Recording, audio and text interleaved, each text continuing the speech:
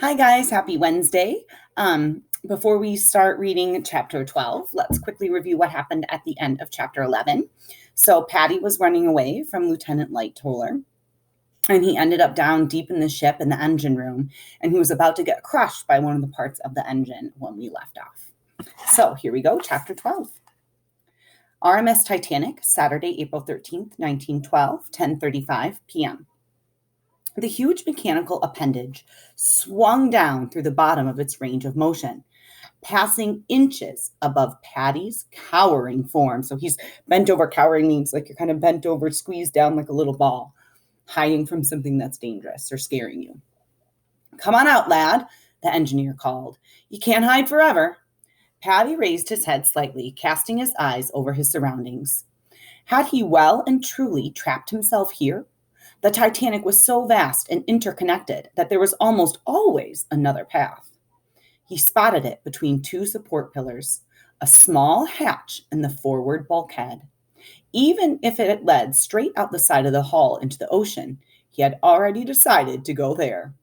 He peered up at the armatures, timing their motion. The instant the headspace was clear, he was sprinting for the opening. "Stop!" the engineer cried. But before the man could translate his words into action, Patty was through the hatch. The blast of heat nearly knocked him backward. "The furnaces. I'm in number 1 boiler room." Spitting ash, he scampered past a coal bunker, risking a glance to the rear. The engineer stumbled after him, bellowing at top volume. Patty could distinctly make out the word "stowaway." Now the fat's in the fire. He fairly flung himself at the access ladder, scrambling like a monkey. Within seconds, he could feel the vibration of pursuers below him. In other words, other people are on the ladder, making it shake back and forth and vibrate.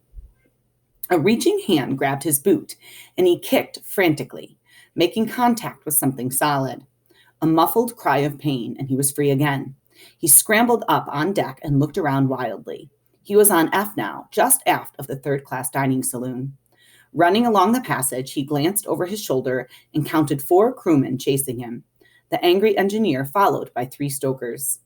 The scene reminded Patty of a child's storybook Daniel had shown him about an English fox hunt. At the time, Patty had felt sorry for the fox. "Now I am the fox."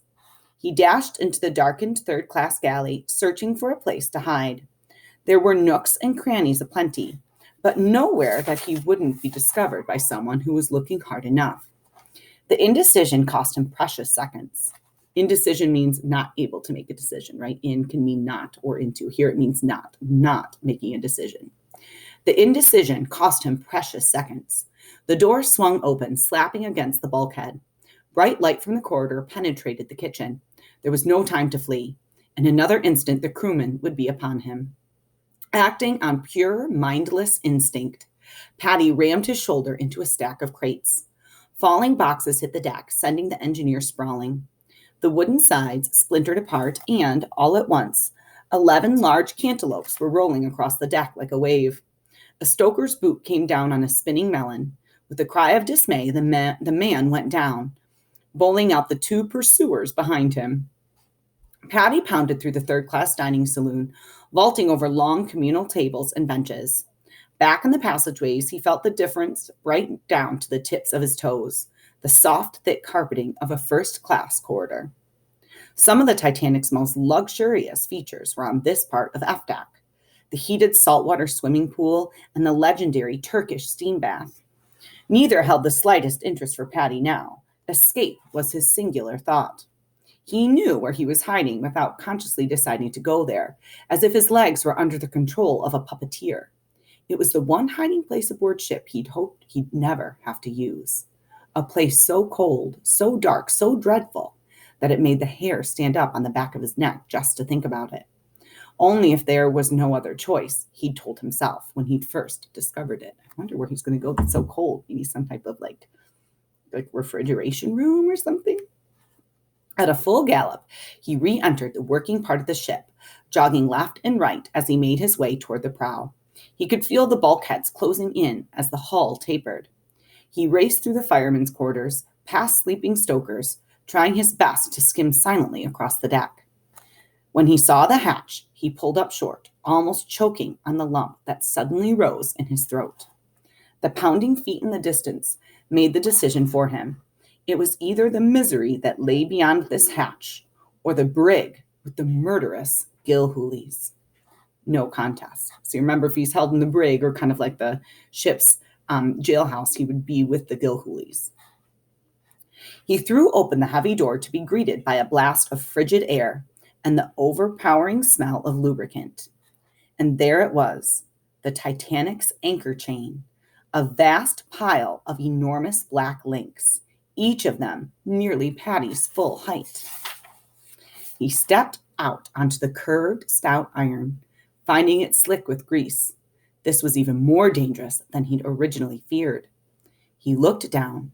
There was nothing to see but chain, folded in upon itself, all the way to the bilge of the ship, some 40 feet below. Now, the bilge would be a hole that takes water that would come into the ship and push it out of the ship. Above him, the chain disappeared into the narrow shaft that stretched all the way to where the anchor hung on the starboard side of the prow. He straddled the link and wrapped his arm around another. Only then did he feel secure enough to reach out and pull the hatch shut behind him. The darkness was almost smothering, enveloping him like a black velvet curtain. He unhitched his suspenders and tied them around the heavy iron, hoping against hope that they would support his weight in case he slipped. Now, that was a smart thing to do. So, because those big anchor chains are so cold, and they said they were covered in grease. So I can infer that they would be very difficult to hold on to, and drawing the conclusion, just as Patty has, that it's a very dangerous situation. So Patty tied his suspenders to it, so in case he slipped, his suspenders might catch him, so he could get his grip back. He seriously doubted that they would. If he dozed and lost his purchase on the link, he would be bruised, bloody, and dashed to pieces in the bilge. By the time his body was discovered there, if indeed it ever was, he would be nothing but a pitiful pile of broken bones. Time passed with such agonizing slowness that minutes seemed like months. Patty had no way of clocking his ordeal, yet he knew one thing for certain. He had to stay in the chain locker as long as was humanly possible. Second Officer Lightoller was not the sort of man who gave up easily. The search was going to take all night.